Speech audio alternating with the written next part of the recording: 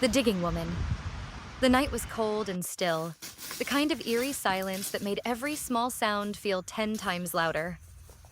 Deep in the wilderness of Maine, where the trees swallowed the light of the moon and the wind whispered through the endless expanse of forest, a young couple, just teenagers, were spending their first night camping together. The boy and the girl had been dating for a little while, both of them adventurous, both eager to escape the world for a weekend.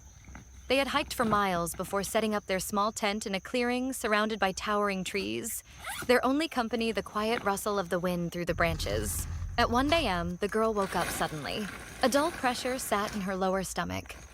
She needed to go to the bathroom. With a soft sigh, she carefully shifted in her sleeping bag, reaching toward the zipper of the tent. Then she froze. Something wasn't right. At first, she wasn't sure what had stopped her. But as she lay still, her breath barely audible, she realized it wasn't just an eerie feeling. There was a sound. A soft, repetitive scratching coming from just outside the tent. She strained her ears, her heartbeat quickening. It wasn't an animal. She had grown up around the woods and knew the difference. This wasn't the quiet snuffling of a raccoon or the hurried scratching of a fox. It was something deliberate, something human. The noise came again, a steady rhythmic digging. Her skin crawled. She turned her head slightly, glancing toward her boyfriend, still asleep beside her. The rational part of her brain tried to dismiss the sound. Maybe it was just a small animal after all, but something in her gut screamed otherwise. Swallowing hard, she reached for the zipper of the tent, moving painfully slow, careful not to make any noise. As she pulled it down just a few inches, a thin sliver of moonlight spilled through the opening, illuminating a small section of the forest outside. And that's when she saw her. Just 2 or 3 feet away from their tent, a woman was crouching in the dirt. Her back was turned, her thin, bony hands feverishly clawing at the earth. The girl's breath hitched. The woman's fingernails were caked in dirt, her movements frantic, almost unnatural, as she dug deeper and deeper into the ground. What the hell is she doing? The girl felt like her body had turned to ice. She couldn't move, couldn't breathe, only watch as this mystery woman, who had no business being out in the middle of nowhere at this hour, continued to dig with an unnatural intensity. Her body snapped backward in terror, landing on her boyfriend. He stirred instantly, jolted awake by her sudden movement. "What? What is it?" He whispered groggily, but her wide, terrified eyes told him something was wrong. She barely managed to lift a trembling finger, pointing at the small opening in the tent. "Look," she whispered. Confused, the boy leaned forward, squinting into the darkness. He adjusted the opening just slightly, and that's when he saw her too, his stomach clenched. A woman. Crouched, digging like she was possessed. Her movements erratic but purposeful. "What the?" he muttered, his voice barely a breath. Instinctively, he reached for his flashlight. The girl grabbed his arm. "No," she hissed. "Don't." But he had already clicked it on. The beam of artificial light cut through the darkness, illuminating the woman in full, and she stopped. Like a machine suddenly switched off, her hands fell still in the dirt. Then, in one slow, unnatural movement, she rose to her feet. She stood deathly still for a moment. Then, with terrifying slowness, she began to turn her head toward them. The light hit her face, revealing wide, vacant eyes. Her expression was devoid of emotion.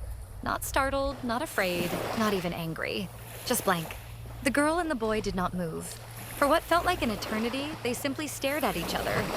A silent, tension-filled standoff between the terrified teenagers and this uninvited intruder in the woods. Then, without a word, the woman simply turned around and walked away. Not quickly, not in a panic.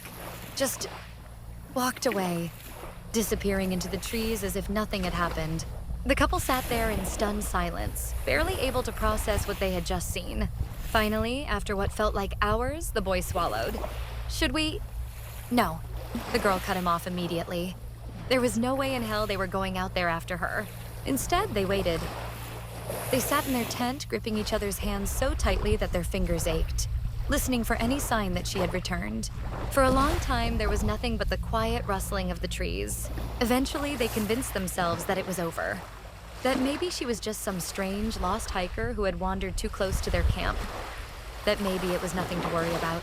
They were wrong, because not an hour later, they heard it again.